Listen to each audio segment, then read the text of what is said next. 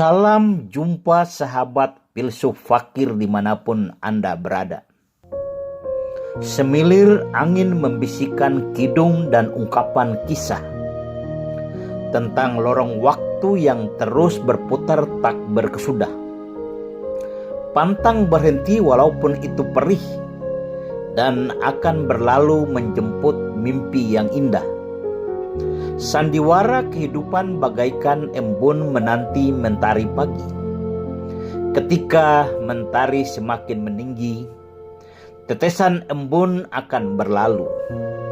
Pergi dalam kesunyian, tapi besok dia akan kembali lagi. Hidup ini jauh dari keabadian, tetapi jadikanlah makna kehidupan ibarat lilin pengabdian.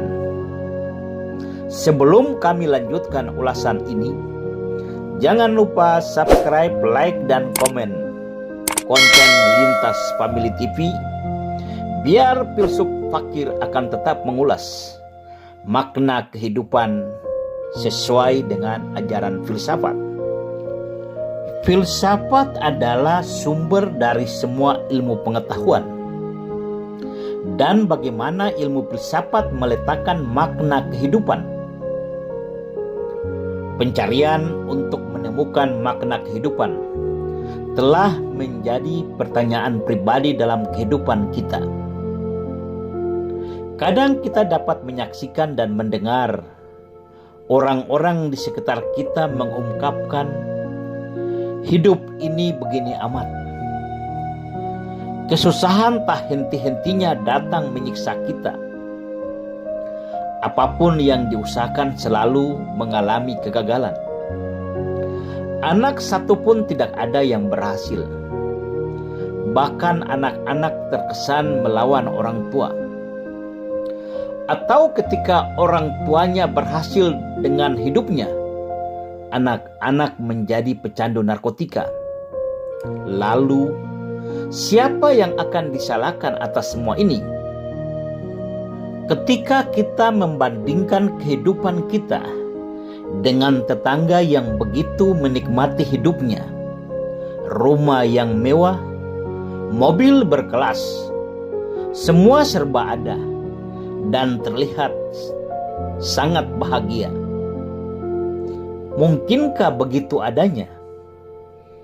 Karena teori-teori tentang kehidupan pada satu sisi akan sangat memprovokasi kemampuan berpikir, sehingga menimbulkan kevakuman dalam bertindak, karena hidup seakan mengalami kebuntuan.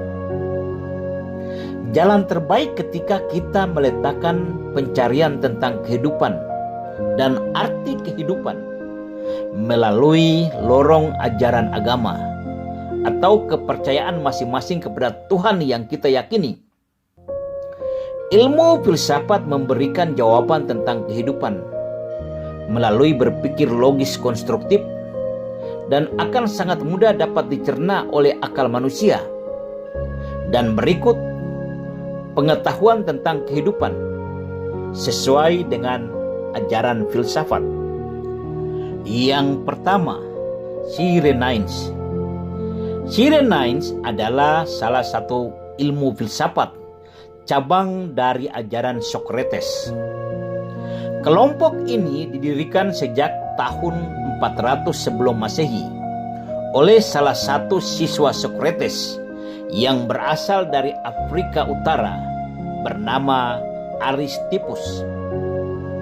Menurut pandangan mereka, pengetahuan dan pengalaman setiap orang bersifat subjektif, hanya berdasarkan apa yang terjadi pada diri dia, dan semua manusia memiliki keterbatasan untuk mengetahui apa yang sesungguhnya terjadi pada diri orang lain.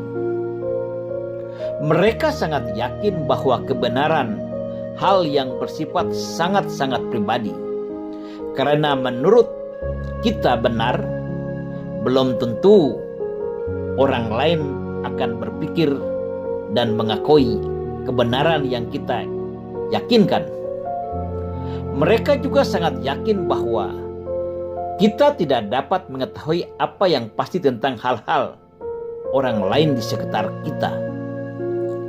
Ajaran Cyrenaics juga memberikan petunjuk bahwa manusia cenderung mengartikan makna hidup secara sederhana dan nyata dengan mencari kesenangan di masa sekarang. Manusia akan melakukan semua daya upaya untuk membuat kehidupan mereka menjadi bahagia di saat ini daripada merencanakan sesuatu untuk masa yang akan datang. Walaupun pada akhirnya mereka akan menemukan ketidakpastian hidup.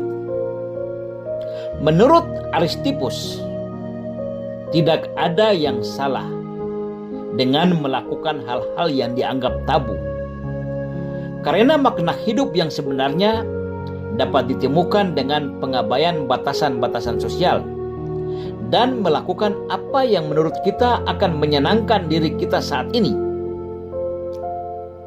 Ada hal yang keliru dengan ajaran ini menurut cara berpikir seorang sosiologis, karena manusia hidup dengan kaidah-kaidah dan batasan-batasan sebagai makhluk sosial. Prinsip dasar ajaran Cyrenaics adalah menghormati independensi kehidupan subjektif manusia sebagai makhluk yang mampu mengontrol dirinya sendiri dan memiliki keterbatasan pengetahuan untuk mengetahui hal-hal orang lain. Sehingga kita tidak perlu meletakkan makna hidup ini sebagai bahan pertimbangan, karena ukuran dan nilai kebahagiaan terdapat pada diri kita sendiri. Belum tentu orang yang kelihatannya hidup dalam kemewahan akan menikmati kebahagiaan dalam kehidupannya. Tidak sedikit orang yang hidupnya dalam kemewahan tetapi tidurnya tidak nyenyak karena memikirkan hutang yang menumpuk, usaha yang mengalami gangguan produksi. Sekali lagi, hidup ini bukan timbangan, sahabatku.